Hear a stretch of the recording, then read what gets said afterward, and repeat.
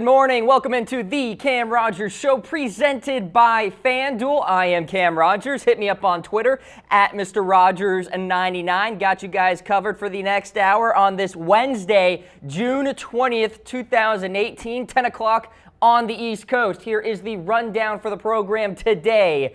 Of course, we'll start things off with the latest LeBron James rumors, but also have some breaking news to get to in a matter of seconds. The latest NBA draft rumors, a lot is buzzing right now as we get you set for that big night tomorrow. Then a World Cup update with Giorgio. She'll take it away with the latest surrounding that. Then Harris Rubenstein will come on the program, some NBA trade rumors, and his highly touted Rubenstein trade machine. That'll be later in the program. Let's get to the breaking news here, right now. The Hornets have traded Dwight Howard to the Brooklyn Nets. Charlotte, as we speak, is finalizing a deal to send the big man to the Nets for Timothy Mozgov, 2 second-rounders, and cash considerations. Here are the trade details. Now, the Nets will save some $17 million on the deal for the 2019-2020 campaign, allowing them to create 2 max salary slots. So big move for Brooklyn. Mozgov, meanwhile, has been openly unhappy with his lack of playing time in Brooklyn. He had 2 years and $33.7 million left on his contract, actually considered one of the worst in all of basketball. Meanwhile, for Howard, here we go again.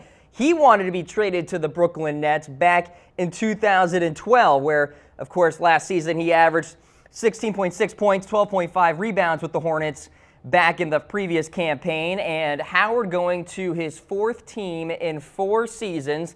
Of course, played with Charlotte last year. The year before was Atlanta, and then Houston back in the 2015-2016 season. The Brooklyn Nets are now next for the latest destination for Dwight Howard. We want you guys weighing in about this breaking news. This is just the beginning, folks. Just a little taste of what is to come this summer. Big time move. Which team won the trade? The Hornets, the Nets, maybe both of them win. Neither win. All right, so be sure to hit me up in that reaction poll. If you're watching on Facebook Live, hit those reaction buttons. If you're watching on YouTube Live right now, use those emojis, send them into the comment section. I'll be tracking what you guys say. But the breaking news here, of course, and we'll revisit it throughout the show, Charlotte finalizing a deal to send Dwight Howard to the Brooklyn Nets for Timothy Mozgov, 2 second-rounders, and cash considerations. Great move long-term for the Nets, allowing them to create 2 maximum salary slots. So it's just the beginning for Brooklyn. You guys are watching the Cam Rogers Show presented by FanDuel. We thank you for coming along for the ride here. Hit me up on Twitter at Mr. Rogers99. All right, let's get to the latest LeBron James rumors. We will start things off with LeBron and the Cleveland Cavaliers not exactly in contact, or at least little contact. Cleveland.com is saying LeBron and the Cavs haven't had any real dialogue about his free agency intentions. Now, LeBron has indeed talked with the Cavs over the phone and in person. His camp has for sure.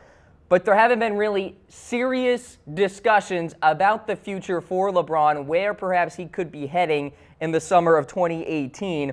And Woj recently reported that LeBron likely won't decide in terms of his future until July. We reported on NBA Weekly yesterday that LeBron James is not going to tell the Cavs his free agency intentions, his opt-in, opt-out intentions, until after the NBA draft. So the Cavaliers, in a sense, are going into tomorrow night with that number 8 overall pick, among others, with the idea that, you know, they're not going to know what the future is for LeBron. And I say among other picks for Cleveland, we'll see what they do in terms of trades.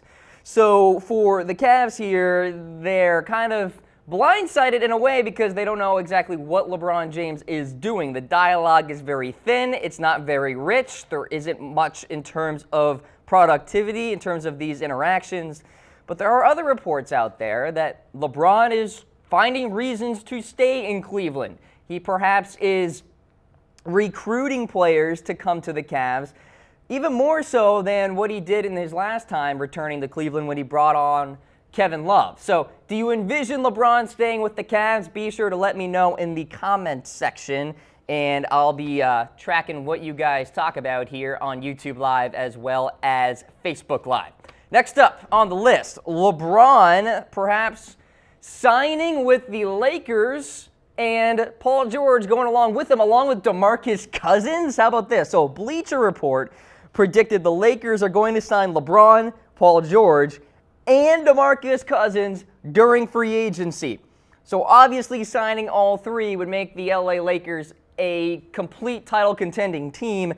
James, you could argue, had the best season of his career back in the 2017-2018 campaign where, he absolutely went off, and then in the postseason continued that momentum, averaging 34 points, 9 rebounds, 9 assists. Paul George, 22 points per game, 6 rebounds, 3 assists.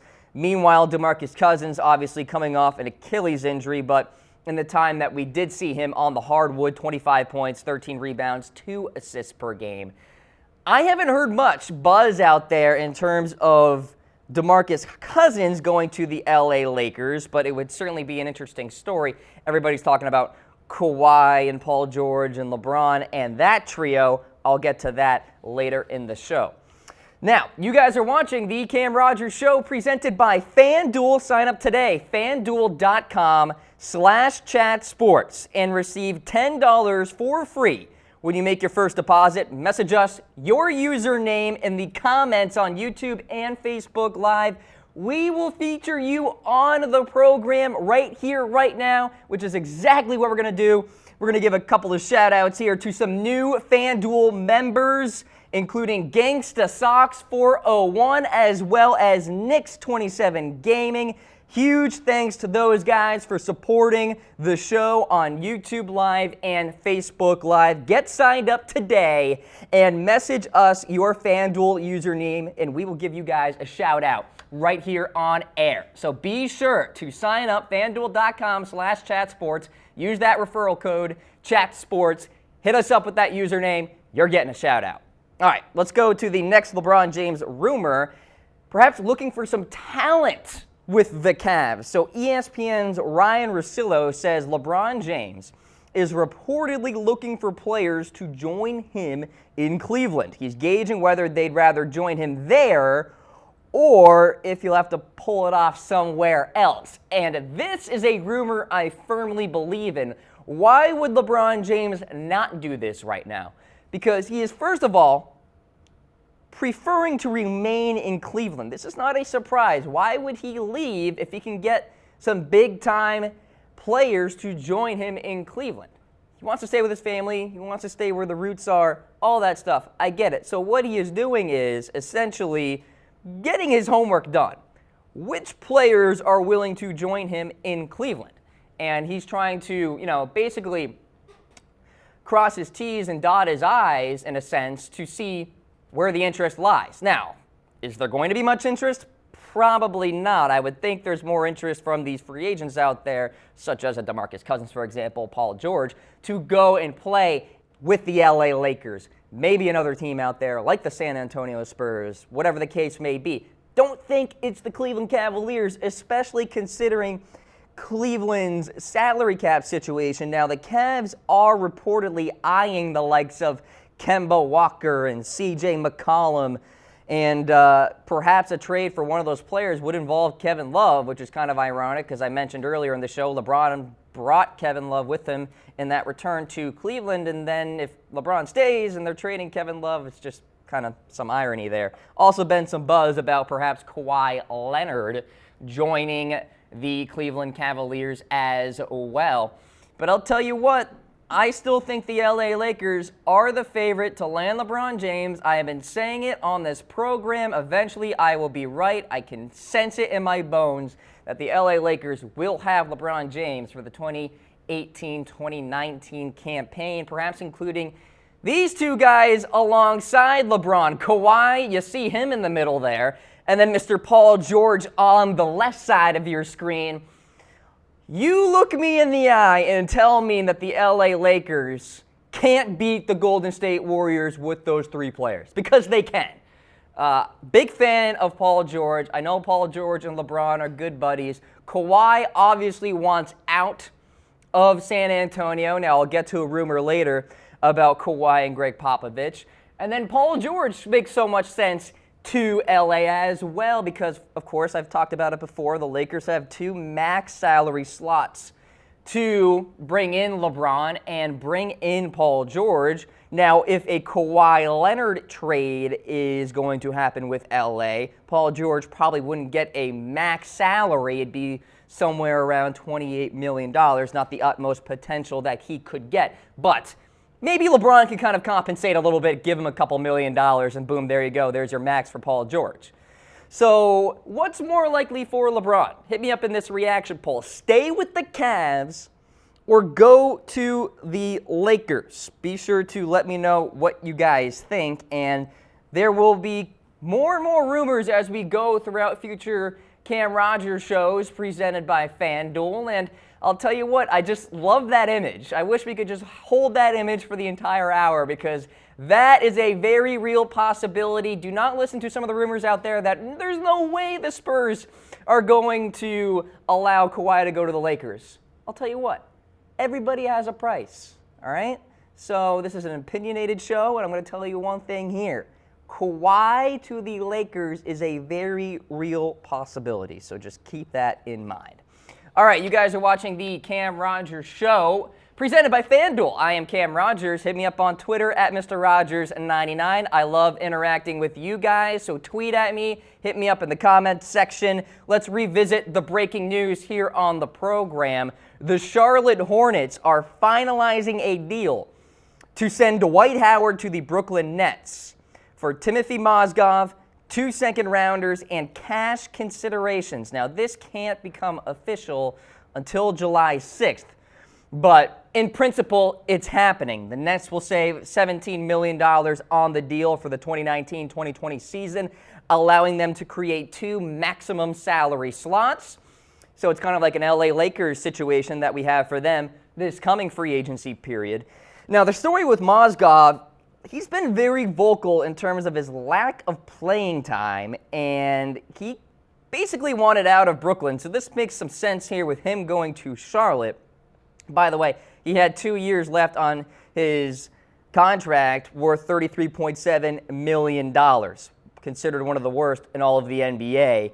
Then you look at Dwight Howard. He wanted to be traded to Brooklyn back in 2012. He averaged 16.6 points, 12.5 rebounds with the Hornets last season. The 4th team in 4 seasons for Dwight Howard. So there you go. Some breaking news here on the Cam Rogers Show, presented by FanDuel. All right, so went through some of the LeBron James rumors. Let's get through some of the NBA-centric rumors here in general. We'll start things off with Luka Doncic perhaps to the Sacramento Kings, which is contrary to what I'll talk about later in regards to the Sacramento Kings. Doesn't sound like a lot of players want to go to them. But the rumor with this is the Kings owner's son, Anil Ranadive, posted a picture on his Instagram story with Doncic. It's a picture from June 5th to be exact, so it wasn't like last night or anything like that, when the Kings leadership met with Doncic in Spain. But why is this going up on the story with 2 days left to the draft? Because this went up yesterday, and that's 2 days before the draft. Maybe this is a ploy here by Sacramento leadership and the son of the owner in particular, Vivek Ranadive, and maybe it is. I don't know, because when I get to a rumor later about some bad PR here for the Sacramento Kings in that a lot of top players don't want to go there, could make some sense in terms of why Anil posted that on his Instagram story. So Doncic has used the hang loose emoji several times since that photo was posted, by the way. So keep that in mind. Now, which team will draft Doncic? Be sure to hit me up in that reaction poll. Now, the whole hang loose emoji thing with Doncic and the Instagram story by Anil could all be coincidental here. I personally could see Doncic going number 2 to the Sacramento Kings. I don't see any real possibility he goes to the Phoenix Suns at number 1 overall. rumors are rumors are rumors. You can believe in what you want to believe, and I still believe that there's a real possibility Doncic could be drafted by the Kings. Now, whether or not he actually stays on that team remains to be seen. So, which team will draft Luka Doncic? You got the Suns, Kings, Hawks, maybe the Mavs. Give me a like, a laughing face, a heart, and a wow face, respectively. And be sure to expand upon yourselves in terms of why you picked that team in the comments section. All right, next up, how about this? Mo Bamba refusing a workout with the Grizzlies. This coming from Jonathan Givney of ESPN, in that Bamba refused to work out for Memphis. Also refused to share his medical records with the team. Now, Bamba admitted he doesn't want to play for the Grizzlies. Appears he actually wants to go play for the Dallas Mavericks, whom select number 5 overall. The Grizzlies select at number 4 overall. Could this be kind of a Eli Manning situation here where Mo Bamba goes to the Grizzlies and is like, dude, trade me. I don't want to be here. Send me to Dallas. I'm talking about Eli when he got drafted by the Chargers there way back when. So, hey, we could have one of those deals. Obviously not the first time a player has tried to prevent a team from drafting him. We've seen these kind of stories before. So we'll see what happens come draft night. Next up, the Raptors perhaps looking to trade into the draft, and guard Norman Powell perhaps at the center of all of this. Now, the Raptors are looking for a top 10 draft pick, according to reports. So Powell was signed to a 4-year, $42 million extension last fall. Did struggle last season, losing his starting position back in November. Kind of ironic, last fall he signed the extension and then in November loses his starting position. He's an appealing player despite his smaller role with Toronto, and could be the piece to allow the Raptors to get into the draft and get inside the top 10 there. So the Raptors also say, according to reports, that every player on the roster is available at the right price. I don't really know if I believe that wholeheartedly, but we had the same movie again with the Toronto Raptors. Great regular season, into the postseason, struggled mightily. All right? So, I mean, at this juncture, there is reason to believe that everything is on the table. There's also reason to believe that not everything is on the table with Toronto. So it really depends on your opinion. And, of course, I want to hear your opinion here on the Cam Rogers Show presented by FanDuel. So be sure to let me know what you think about the Raptors in general. Kind of been a laughingstock for the last few years, a punchline, if you will. So there you go. You are indeed watching the Cam Rogers Show presented by FanDuel. 19 members of the audience signed up for my private U.S. Open contest last week. Shout out to the winner right there. You see him at the top of the leaderboard. Joe Govea capturing the U.S. Open title, if you will. He had Brooks Koepka in his lineup, and I'm keeping the fun going. Sign up right now and message us or DM me on social media to challenge me this week in my private PGA Tour contest for this week's Travelers Championship in Cromwell, Connecticut. It's a good field. Jordan Spieth is there. Brooks Koepka is there. Rory McIlroy as well. So make a deposit, and you will instantly get a free, we're talking about free money, $10, FanDuel.com/chatsports. Use that promo code chatsports as well. And take me down. All right, next up on the list, how about the Wizards open to trading down in the draft? So the Wizards have the 15th overall pick, and apparently they are dangling that if a team takes on an expiring contract. And this would open up the roster, create some cap space for Washington. It allows them to kind of explore free agency a little more. Could involve Gortat. Watch out for him as a potential trade candidate. And the Wizards last season, fairly disappointing. They were the 8th seed in the Eastern Conference and didn't really do much in the postseason either. So definitely a team that needs to have a good draft in my eyes because of the salary cap situation that they're dealing with. So Washington, keep an eye on them for tomorrow night. All right, Sacramento Kings drafting Michael Porter Jr. So the Kings appear to be considering him, but you know how a phone works two ways. Porter may not be considering the Sacramento Kings. I'll talk about that later, but Mark Stein has said that the Kings are still weighing their options in terms of drafting Michael Porter Jr. The team attended an evaluation of Porter in Chicago on Friday. They were able to get more information in terms of Porter's back and the situation that's going on with that. Of course, he canceled his pro day recently because of the back injuries that he's been suffering from. Sacramento also considering Marvin Bagley and Luka Doncic, whom I talked about earlier in the program. So kind of a mystery with the Sacramento Kings right now. Now, in terms of raw talent, I don't think Michael Porter Jr. really is much of a mystery. I think he is a top 3 talent. I'm throwing up my heart, but be sure to hit me up in this reaction poll. Is Michael Porter Jr.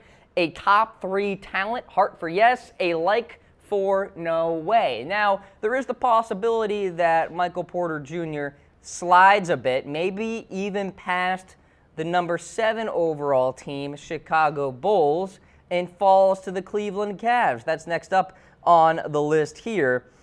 And in terms of the Cavs, they could still get him if he's there at number 8 overall. So Porter was considered the top player in the draft class before this whole back injury situation. His evaluation overall has been positive, so I'm not going to buy too much into the whole, oh yeah, the back injury is kind of a problem and all of that. So as a person who suffers from tight back injuries all the time, yours truly, they can be finicky, but they can get better as well. So the chances of the Cavs getting MPJ at number 8 are slim. I think he either goes to the Kings, even against his wishes, or number 7 to the Chicago Bulls. Now, another thing worth monitoring in terms of the Cavs and the future for them in terms of the draft and going forward is, of course, LeBron James and the decision that he will eventually have to make. He has some 9 days to decide whether or not he will opt in or opt out of that player option with Cleveland. Now, if he opts out, he can still sign with the Cleveland Cavaliers. He's certainly free to do that because he's a free agent, but also that brings in so many more fish, if you will, to the fray. So Cavs drafting Michael Porter Jr. would be a stunning turn of events if that happens, because I just don't think he falls that far. How about the Atlanta Hawks in on Luka Doncic? So this came in last night from Woj, whom reported that Doncic has moved to the forefront of Atlanta's internal conversation for that number 3 overall pick, also noting that Marvin Bagley III and Jaren Jackson Jr. are also under consideration. Now, Woj recently reported that the Mavs are in on Doncic at number 5 overall, but I did mention the Kings are in the running too. They're selecting at number 2. Of course, Doncic won the ACB championship with Real Madrid last night, was the EuroLeague's regular season and Final Four MVP as well. He's a slasher, spot-up shooter, can handle the ball too. So he's got a lot of talent, but is he worthy of a number 1 or number 2 overall pick? Remains to be seen. We'll see what the GMs of the NBA actually feel about that. All right, next up on the list here are the Orlando Magic torn on Trae Young and Colin Sexton. Apparently, it's razor thin between these two kids here.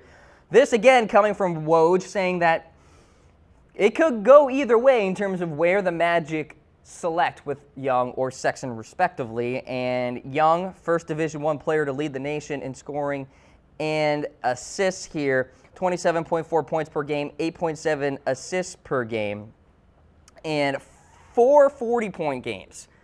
Unbelievable season there with the Sooners there, and of course we saw him in March Madness as well. Electric player.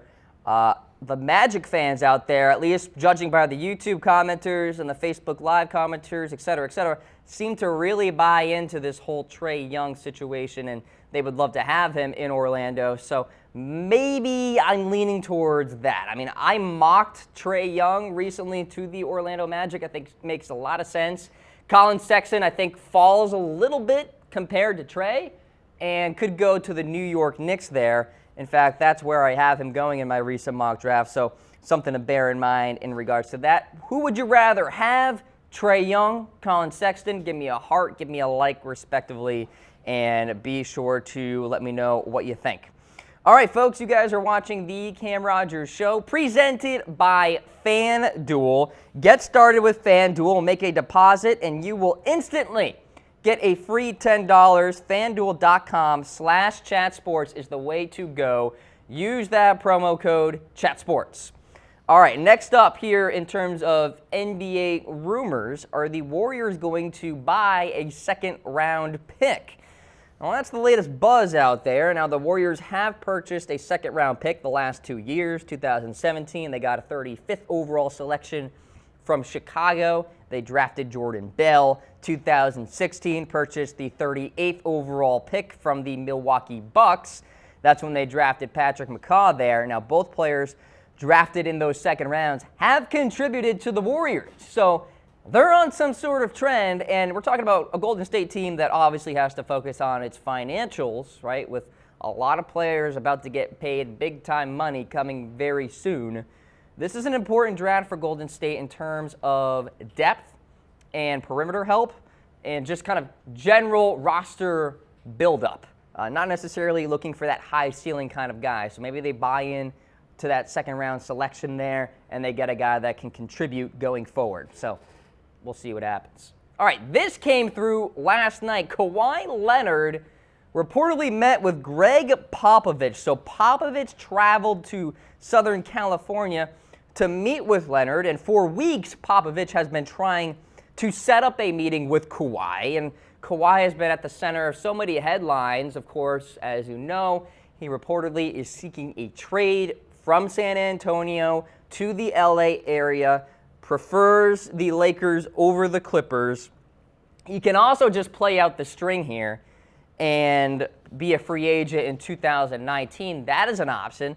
Another option is Kawhi can sign a 5-year, $219 million super maximum contract with the Spurs this summer.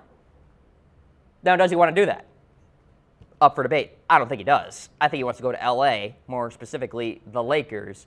And yeah, there's some buzz out there that the Lakers and the Spurs and a trade with Kawhi is never going to happen. Well, let me tell you this. Mark Stein of the New York Times, coming up right here, said the Spurs don't want to trade with LA, but will if the deal is most beneficial for the team. Saying, quote, they're going to make the best trade they can if they have to. So if the best trade scenario is with the LA Lakers, the San Antonio Spurs are going to do it. So you heard me earlier on the show saying that don't write off Kawhi to the Lakers. And this isn't just me just saying this out of hot air. You guys know me enough. When I say things, I support them with concrete evidence. The evidence is Mark Stein, one of the better NBA insiders out there. He's saying that if the Spurs get a really good offer from the LA Lakers, in fact, the best offer among all the teams out there, they're going to trade Kawhi to LA. Everybody has a price, guys. Even if it's a blank check, if that's what the LA Lakers have to do, metaphorically speaking, of course, what's to think that the Spurs are not going to do that, right? So then if that happens, Kawhi goes to the Lakers, you got to monitor LeBron going to the Lakers, and you got to monitor Paul George going to the Lakers. And in a previous episode of the Cam Rogers Show presented by FanDuel, I have said that it is possible, financially speaking, to have Kawhi, LeBron, and Paul George all on the same squad. Now, LeBron's going to get paid. Paul George is not going to get the maximum contract in the scenario that I proposed here. It involves a Brandon Ingram trade straight up. You got to get rid of Luol Deng's contract as well. Julius Randle has to be out of the picture. So, of course, yes, there are factors and some variables here, but it's possible. And that could be the next big three in the NBA, as you see on your screen. Kawhi in the middle, LeBron on the right, and Paul George on the left. And in my eyes, that is a Golden State Warrior killing team. A Houston Rocket killing team. A team that can win the NBA title. And a team that will make the Eastern Conference an afterthought. They already kind of are.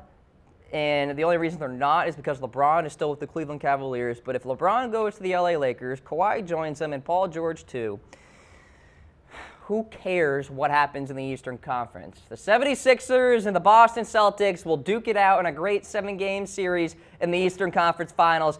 One of those teams is going to go to the finals to take on the LA Lakers, the Golden State Warriors, or the Houston Rockets. And whatever happens in that finals, it's going to be a victory for the Western side of things. Warriors, Rockets, Lakers, whatever the case. Sorry, 76ers. Sorry, Boston Celtics. That's just the reality. Now, that's if Kawhi goes to the Lakers, and that's if LeBron and Paul George join him alongside. So it's possible. We shall see. All right, big-time report here. So apparently only Marvin Bagley III, among the top-line players in this NBA draft, are willing to go to the Sacramento Kings. Now, it's really not up to them because Sacramento can really make any decision they want, but according to ESPN, most of those top players in the draft are trying their best to avoid the Kings, saying, quote, this is from Zach Lowe and Jonathan Givney, who even wants to go to Sacramento? Because a lot of the top guys in this draft are openly trying to avoid going there. That includes the likes of Jaren Jackson Jr. from Michigan State, Mo Bamba from Texas, Luka Doncic from Real Madrid. Talked about Luka earlier about perhaps going to the Kings. Imagine if that actually happens and he doesn't want to be there. Could be a lot of angry NBA draft prospects come draft night if they go to a team that they don't want to essentially be drafted by. So, like I said, the one person who's actually interested is Duke big man Marvin Bagley III, where he averaged 21 points and 11.1 rebounds per game with the Blue Devils last season. He loved his visit with the team when he worked out with Sacramento earlier this month, and he's just about the only one among those top players who actually likes them. And I guess you could make the argument that he appears to be a lock at number 2 for Sacramento. If Sacramento wants to avoid any locker room drama or bad PR or negative headlines, they should just get Bagley at number 2. Now, you can make the argument that Bagley could go number 1 to the Phoenix Suns. And if the Suns really want to troll the Kings, right, and I guess DeAndre Ayton too, they get Bagley at number 1. But, I mean, I'm just kind of playing hypotheticals at this point. So there you go, the latest NBA rumors here on the Cam Rogers Show presented by FanDuel. I am Cam Rogers. Hit me up on Twitter at Mr. Rogers99. We got the World Cup going on right now as well. Giorgio is standing by with your World Cup update. So, Jordan, the floor is yours. Thanks, Cam. It's time for your Quick Hitters World Cup preview presented by FanDuel. We're going to be taking a look at each group's second slate of games, starting with Group A. Uruguay versus Saudi Arabia is set to kick off today at 11 a.m. Eastern Time. Uruguay is coming off a solid victory against Egypt, and Saudi Arabia is coming off a beatdown of 5-0 from the lowest-ranked team in the World Cup in Russia. Saudi Arabia now has to face the South American powerhouse in Uruguay and their star striker, Luis Suarez. In Group B, Iran and Spain will battle it out today at 2 p.m. Iran is atop of the group after winning their opening game against Morocco, while Spain drew with Portugal. Spain is expected to be stronger than Iran in this matchup, although they will be coming into this game with some frustration after their disappointing loss. All right, soccer fans, FanDuel has you and me covered throughout the entire tournament. I've got several private contests going on, so send me your FanDuel username and I'll invite you to play in one. It's easy to sign up if you haven't already. Go to FanDuel.com/chatsports and send me your username when you do. Taking a look at Group C's second slate of games, it'll start with Denmark in Australia tomorrow at 8 a.m. and then the match you do not want to miss when France takes on Peru at 11 a.m. Peru's star striker Paulo Guerra was surprisingly benched for their game against Denmark, but is expected to be back in the starting lineup against the French.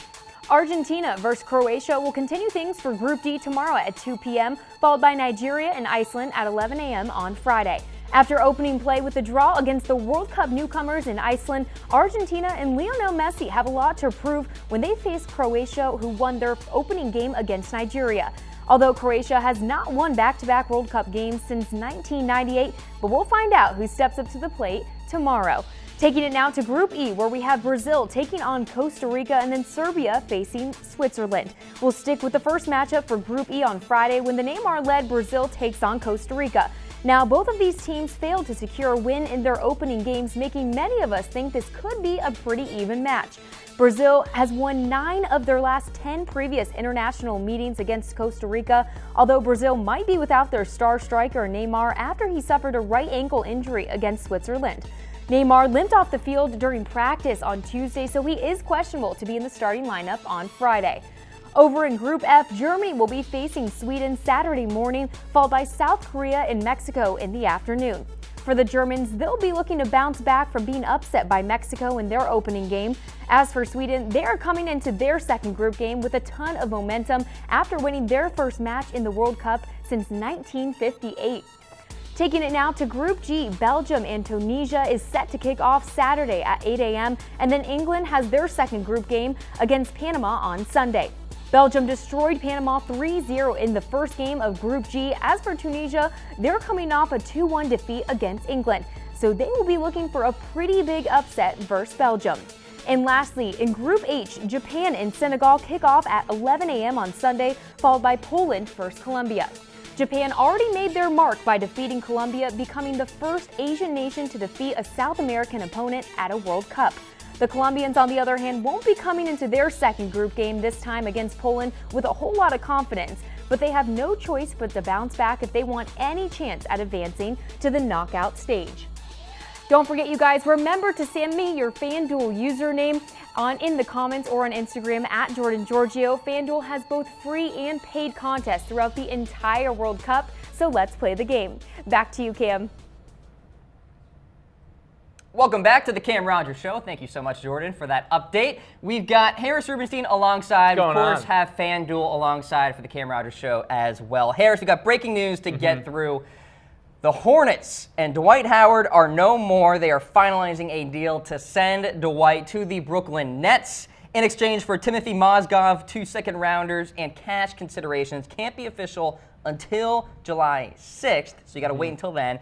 The Nets will save $17 million on the deal for the 2019-2020 campaign, allowing them to use 2 maximum slots, so watch out for the Brooklyn Nets. When you saw this, Harris, what was your reaction? My reaction was just was a giggle. I mean, this is Dwight Howard's 4th team now since, with the Houston Rockets, and he got traded again. Now he goes to the Hawks and the Hornets and now the Nets. I mean, the entire Eastern Conference is just passing around Dwight Howard's contract like a hot potato, which isn't really surprising because it's just one of the worst contracts in basketball. He's not an effective player really anymore in terms of on-court production and just how he helps you win. I know his stat line was pretty nice last year, but overall, Dwight Howard doesn't bring that much to the table for a contender. It's no surprise that the Nets made a move on him. But I will say this. The Nets have made some fantastic moves over the past couple years in trying to move their cap situation forward. Guess what? They now have 2 max salary slots going into next offseason with a massive free agency class. So I think the Nets did a good job here, and the Hornets have to start shedding salary.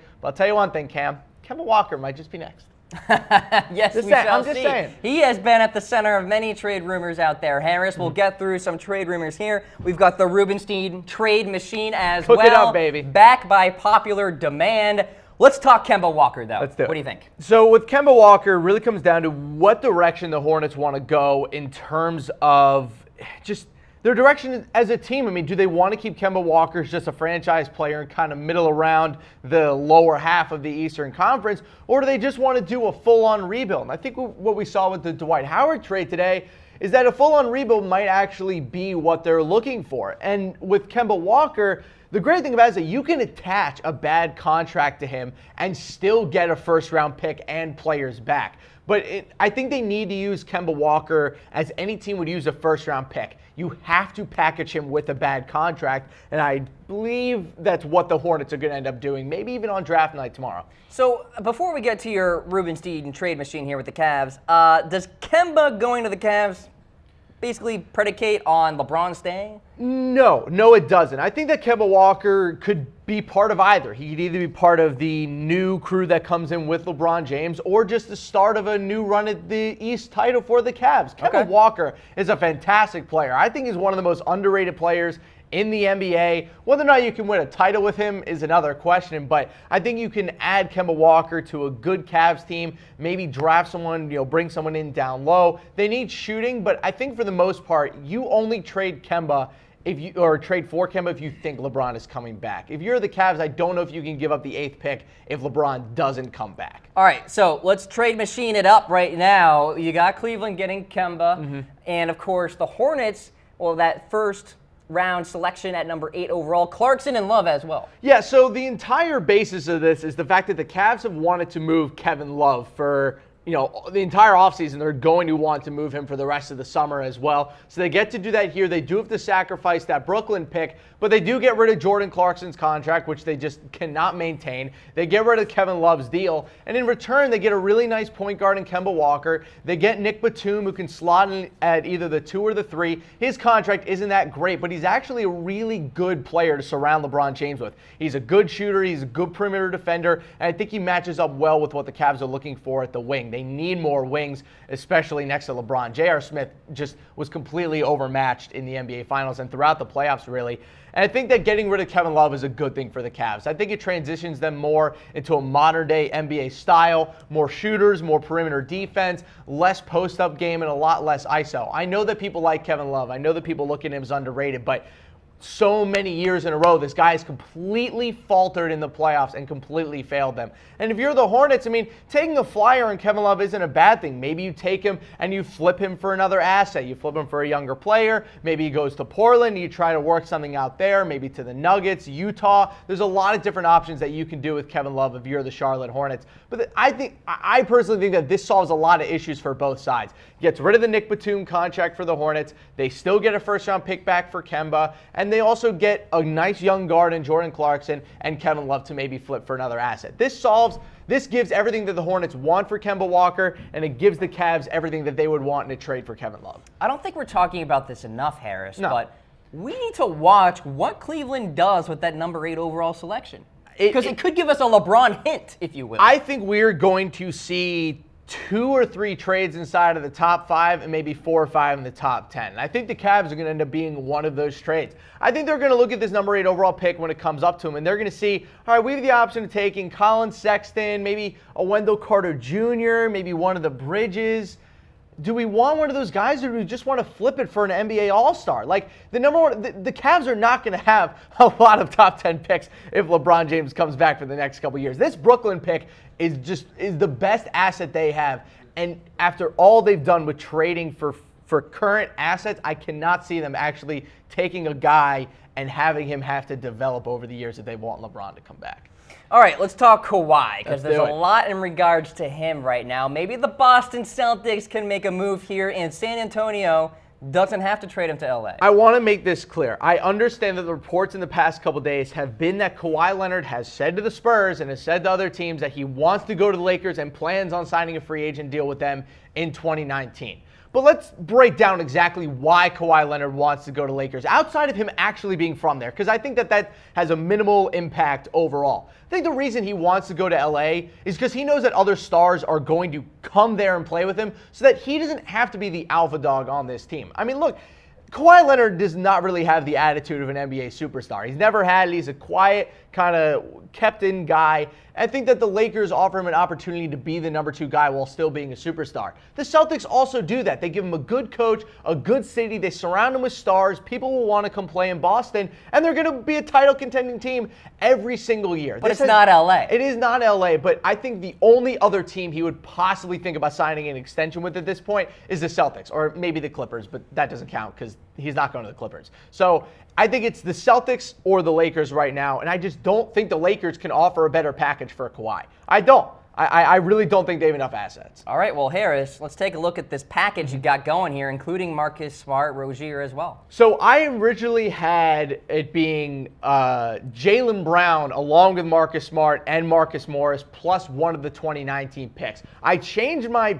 trade right before I came on here because I realized they don't need to trade Jaylen Brown because they have so many first-round picks next year. So you do a sign and trade with Marcus Smart, you add Terry Rozier to it, Marcus Morris, Gershon Yabusele, and 2 top 10 picks next year. That's the Sacramento Kings first-round pick and the Memphis Grizzlies first-round pick. Both of them are likely going to be top 10 picks. So you get 2 top 10 picks, a good young point guard in Terry Rozier, a starter in Marcus Smart, and then you move on from there. How about that lineup? It's an incredible lineup for the Celtics. I mean, this is what we could see with the Celtics going next year. Kyrie Irving, Kawhi Leonard, Gordon Hayward, Jason Tatum, and Al Horford. We've been hearing rumors that maybe for the Knicks they could get, Kawhi and Porzingis and Kyrie. If you're Kawhi Leonard and you want to win championships along with being comfortable and being respected by your organization, I just think that going to the Boston Celtics is your best bet. Now, there is a universe where the Spurs demand Jaylen Brown, and that doesn't surprise me at all. I think if you're the Spurs, you ask for Jaylen Brown or Jason Tatum, and here's an example of what the Spurs lineup would look like with Jaylen Brown. Now, I think this would take one of the first-round picks off the table for the Spurs, but again, this Celtics team has more assets to trade than any other team in the NBA by a considerable So you margin. are saying that the Boston Celtics probably will have the better offer for San Antonio compared to the Lakers? Unequivocally, not even close. They can offer They can offer 4 first-round picks next year for Kawhi Leonard. There's and be also fine. a difference between can and will. That's very true. And Trader Danny is, Danny Ainge, nicknamed Trader Danny. He is very finicky about trading first-round picks. He will only trade them if it's completely necessary. He has really only offered them up for the likes of Paul George, Kyrie Irving, Jimmy Butler. Like, he doesn't just dole these bad boys out. So if he's going to go after Kawhi Leonard, the first-round picks are going to be on the table. They've been collecting assets for years, waiting for superstars to become available. They did it with Kyrie Irving. I think they're going to try to make a move for Kawhi Leonard. They've tried to trade for every single superstar that's been on the market for the past 4 years. They're waiting for a guy. All right, so we'll see what happens. Kawhi is certainly worth monitoring as we go throughout all the rumors across the NBA. And thanks to FanDuel for sponsoring the Cam Rogers Show today. It's an awesome week to sign up on FanDuel. World Cup and Major League Baseball contests for new players only. Play for real cash while you learn the ropes and get $10 free when you make your first deposit. Use the website fanduel.com/chatsports to receive that bonus. All right, next up here, Harris, let's talk the Clippers. They can package together 12 and 13. I think they're going to package 12 and 13 to move up in the draft. I think if you're the Clippers at this point, those 2 young players are nice, but they have a stacked roster right now. The roster is filled from that Rockets trade with Chris Paul. It's completely filled to the brim, and they're not looking for depth guys anymore. They don't need depth. They need stars. They need a great young player to build the future of this franchise around. They have 2 lottery picks, plus a bunch of good contracts and a couple expiring deals. I think they're looking to move up in the draft. And I will say this, Cam. We all of a sudden hear, a couple weeks ago that the Clippers are highly interested in Luka Doncic. And then all of a sudden we hear yesterday that the Hawks want Luka Doncic when it has not been reported at all that they want Luka.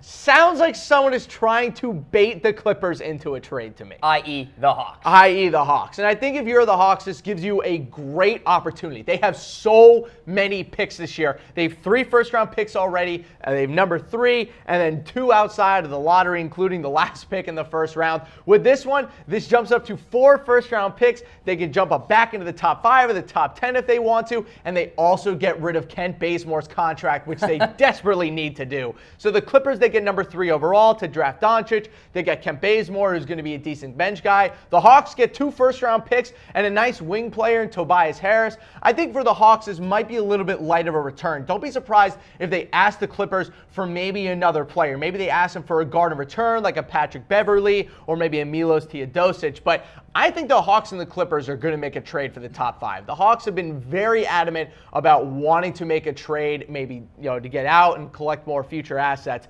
This is the trade for them, and I think the Clippers are going to be their target. Where does DeAndre Jordan fall into all of this?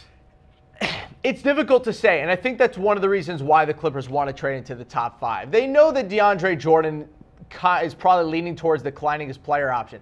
But you say, hey, we're going to bring in Luka Doncic next year. We're returning a really good roster that, if they stay healthy, is definitely a playoff team along with Doc Rivers.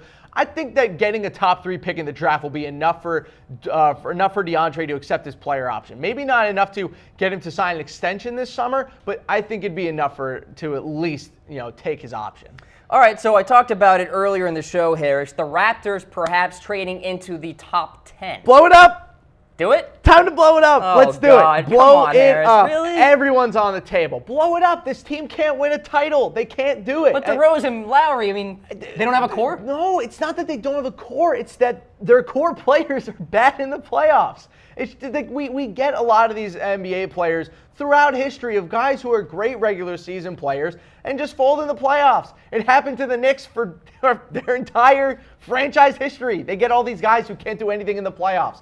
And the Raptors are in that same vein. DeMar DeRozan, for the 4th year in a row, has proven that he cannot get it done in the postseason. Kyle Lowry, same concept, can't get it done in the postseason. It is time for them to blow it up, trade everything away, get some top picks and some young players. All right, well, Rubenstein trade machine here with the New York Knicks. So this doesn't involve Kyle Lowry or DeMar DeRozan yet. Now, you can instantly slide Kyle Lowry or DeRozan into this one, but this is for the Raptors to get a top 10 pick because they want Shai Gilgeous-Alexander. That has been the rumor for the past couple days. That is their guy at 10. I think that they'll end up moving Kyle Lowry during the actual draft. But for the Raptors and Knicks, I think that the Knicks get 3 quality young players, a first-round pick next year on a team that's blowing it up. The Raptors get number 9 overall, and Ron Baker, who's just a little contract coming off a player option. But if you're a Knicks fan and you're looking at that saying, we're giving up number 9 overall for those guys, you're getting 3 players who, all very good, especially at their age. They're all cheap. Both Anunoby and DeLon Wright have contracts of 3 years and under $2 million. That's nothing. That is music to the Knicks' ears. 2 wing players at under, the veteran minimum, basically. Like, that's the kind of stuff that the Knicks need. I know that they want a player at number 9 overall, but if there's not a star on the board, get some young players, get some future assets, and move it down the line a little bit. You're not going to win next year anyway. Get some young players. And Anunoby would be a great fit on their defensive rotation. DeLon Wright was a really good backup guard for the Raptors this year. Pascal Siakam can be a good rotation guy until Kristaps comes back, and then he can fill in for Enes Kanter as well. 3 young players, a first-round pick, and all they have to give up is the number 9 pick in the draft, plus an expiring contract in Ron Baker, who they probably don't want anyway. Ivan via YouTube Live says that, he doesn't really like that. That's fair, and I totally understand that. But if you're the Raptors and the Knicks, this solves a lot of issues. It gives the Knicks a bunch of cheap contracts to build around, plus a future first-round pick. If you're the Raptors, you get your top 10 pick to take Shai Gilgeous-Alexander. If it looks a little light, maybe for what the Knicks are receiving, look, the Raptors have a lot of good players and a lot of expiring contracts that they can move around. And I think that they could add on to it. Maybe they make it a Kyle Lowry, DeMar DeRozan trade. I don't think the Knicks want to do that. They want young players and they want future assets. They get that, and they have to give up 1 pick. That's it. All right, one more trade to get through with the Raptors, but first, you are watching The Cam Rogers Show presented by FanDuel. Get started with FanDuel, guys. Make a deposit. You will instantly get a free $10. FanDuel.com/chatsports. Use promo code chatsports as well when you sign up. All right, so Raptors blowing it up, perhaps. Could DeMar DeRozan be at the centerpiece of all this? He has to be at this point. I mean, he has to be. You have to move DeMar DeRozan if you want to have just a future in general with this team. I mean, look, I think the hardest part with DeMar DeRozan is that he plays such a weird style of basketball that isn't very modern. A lot of mid-range twos, not a great three-point shooter, but he still puts up 23 points per game. But I think if you're the Raptors, you just can't really pay his contract anymore at his age, especially if you're trying to blow it up. So with that, Cam, I mean, if you're the Raptors and you want to get a young player in return for DeRozan, probably will have to accept some sort of big contract along with that young player, but they got to move DeRozan. He has to be the first one before they blow it up. Kyle Lowry, I think, is going to be on the move draft night as well. Maybe they move him for a top 10 pick. I think both DeMar DeRozan and Kyle Lowry are not on the Raptors by the start of next season. How about this trade, Harris? Andrew Wiggins going to the Raptors. DeRozan goes to the T-Wolves. Bring him back to Canada, baby. I think that Minnesota Timberwolves, if they get rung up by the Raptors with this trade, they instantly say yes. Instantly. And I think the Raptors accept this as well. It allows them to keep a player who, maybe not a superstar, but Wiggins is a very well-known name, especially in Canada, especially in Toronto, where he's from. So they get the Toronto kid, they bring him back to Canada, they ship off DeMar DeRozan's contract, they do bring in Wiggins' contract, which isn't great, but if you're blowing it up, and you're the Raptors, you are okay giving Wiggins that contract because he's going to end up being your primary scorer. Maybe giving him that role allows him to really reach his full potential. But for the Timberwolves, I mean, DeMar DeRozan is such a better fit for this team than Andrew Wiggins. Such a better fit. I mean, you add him at the 2, you put him next to Butler, maybe you'd start finding out a way to get Taj Gibson out of that lineup, but Teague, DeRozan, and Butler is an amazing top 3 on both sides of the ball. Versatile players, can defend multiple positions. I think we saw last year with the T-Wolves that when Jimmy Butler went down, they just didn't really have a way to win a lot of games. I mean, they went 500 without Butler, and it pushed them all the way down to the 8th seed in the West. If Jimmy Butler gets hurt again, you don't have DeMar DeRozan and Karl Anthony Towns. You're going to be just fine. All right, it's not a bad lineup. I mean, No, I think it's it's not. a win-win on both sides. I think it is a win-win for both sides, and I think it's a even bigger win for the Raptors. Who, Adam Lopez says good trade, by the way. Thank you. I appreciate that. And I think with Kyle Lowry, I have him on there because in the spectrum of this trade, we haven't moved him yet. But you move Kyle Lowry, you take Shai Gilgeous-Alexander. You can move around a couple pieces as well. I think that they're really going to search for a way to get rid of Serge Ibaka's contract as well. But with Wiggins, it gives the Raptors a piece to build around for the future, who, again, I can't stress this enough. The dude is from Toronto. Like, he is the Toronto basketball prospect. He is the LeBron of Toronto. He's been known around there since he was an 8th grader. He is a superstar in that city, and bringing him back there would be such a great move for Toronto basketball in general. I know that Toronto fans are probably like, but we were the 1 seed last year, and we made it all the way to the Eastern Conference semifinals again. But how many years can you consecutively get blown off the face of the planet in the playoffs with these same players? To your point, what you just said there, will you ever again say to an audience that, yeah, a team just got the number 1 seed, but they got to blow it up? Will you ever say that again, or is it just the Raptors? You know what? It actually has happened a couple times in NBA history, maybe not by the way that the Lakers wanted it to, or by any team. I mean, the Lakers had to blow it up after, with everything going on between Shaq and Kobe. I mean, the Celtics in the middle, right at the end of the Big 3 run, they traded away everyone a couple years before they really hit their downslide to the Brooklyn Nets. I mean, it's happened before, and it'll happen again. Once you lose as many times consecutively in the playoffs as the Raptors had, you got to start thinking about this. I like Nick Nurse, who's the new coach they brought in, but is Nick Nurse really going to be the difference between them getting to the NBA Finals and not?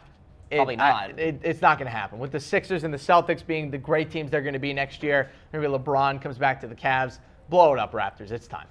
All right, folks, you guys are watching the Cam Rogers Show presented by FanDuel. We have breaking news on the program. We are revisiting it. Charlotte is in the process of finalizing a deal to send Dwight Howard to the Brooklyn Nets for Timothy Mozgov, 2 second-rounders, cash considerations. This is the first trade of so many that we are going to get this offseason, including in the draft tomorrow. I said it before, I'll say it again. I think we're going to get 2 to 3 trades in the top 5, maybe 4 or 5 in the top 10, and maybe double-digit trades in the entire first round tomorrow. But this entire summer is going to be all about trades. What's going to happen with Kawhi Leonard? Is Kyrie Irving going to get moved by Boston? What's going to happen with Karl Anthony Towns? We haven't heard a lot about that. Paul George, LeBron James, DeMarcus Cousins. There's going to be so much action this offseason, and Dwight Howard getting moved is a great way to kick it off, because what kind of NBA offseason would it be if Dwight Howard didn't get traded? Well, exactly. Will be his 4th team in 4 seasons, Harris. Charlotte, Atlanta, Houston back in 2015. He has officially tied Shaquille O'Neal for 6 teams that he's played for in his NBA career. Good for you, Dwight Howard. I mean, obviously not the same player that Shaq is, but I will say that on the old resume. Not many probable Hall of Fame players to get traded as many times as Dwight Howard has. And I know it's a little bit strange to say that Dwight Howard is a Hall of Famer. I still think that Dwight Howard's going to end up being a Hall of Famer. The amount of numbers that guy put up throughout his entire career is just outrageous. Why do I think you're going to get ripped up in the YouTube They comments? can rip me up. Like it's just. I'm not saying he's a first ballot Hall of Famer. You're not going to see Dwight Howard get there, unanimously. But wait a couple of years, wait for the nostalgia of Dwight Howard to come back, and he'll make it to the Hall. All right, folks, you guys have been watching the Cam Rogers Show presented by FanDuel. Harris Rubenstein alongside to wrap up the program. One final thank you to FanDuel. Head on to FanDuel.com/chatsports. Sign up today. Leave a comment with your username, and I will challenge you to my golf game this week. All right, folks, for Harris Rubenstein, I am Cam Rogers. We'll see you guys Friday morning.